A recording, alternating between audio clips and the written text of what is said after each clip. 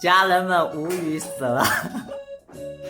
关键你自己瞅一瞅，不是自己瞅一瞅，你自己先批评与自我批评开展一下。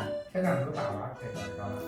我这个好不容易又接了一个广告，哦，不是又接了一个广告，又有一个广告商找我，因为大家都知道上一次官员把我那个白色内裤的广告给推掉了，我就3天都睡不着觉，后面我才选择原谅他的。结果这一次他又把我的广告给推掉了，你这个说一说这次是啥广告？飞机杯啊！天哪，大哥们！是不是飞机杯不飞机杯的不重要，重要的是想白嫖人家一个。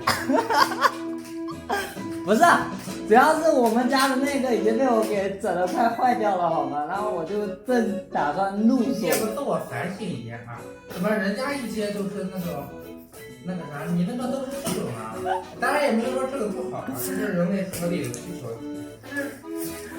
不是大哥，我本来还想在618的时候在有活动买一个，然后哎，就突然有一个人来问你，哎，你拍几秒视频给你一个杯子，你要不要啊？要不要？那我肯定是要的，啥条件都不需要减。然后官员说不行，我们不能去这一种。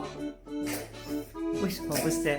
我家里的那个正好已经快坏掉了啊，已经是要坏掉的样子了。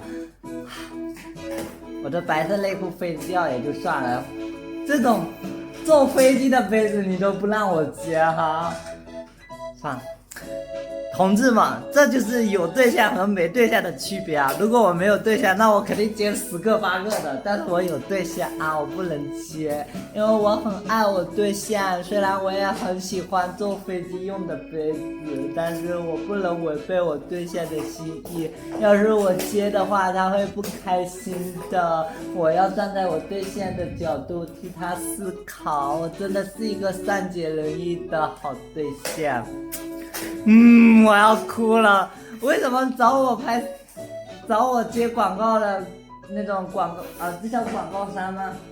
就不能接点营养品啊！我最近在减肥，太缺营养了。我自己买一堆，你要是给我那个全套的，我不就不用买了吗？是的，有没有什么蛋白粉啊，什么维生素啊，什么有的没的的，上的没的，下的没的的。官员买的那一些平民广告都是减肥用品，但是你看地上这一堆是什么？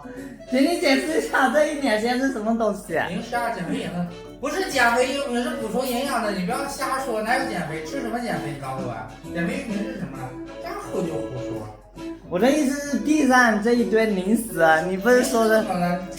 减肥啥都能吃，只要吃的少，不是吗？我一天吃多少克啊？16克的旺旺雪饼啊，有问题吗？谁说不能吃？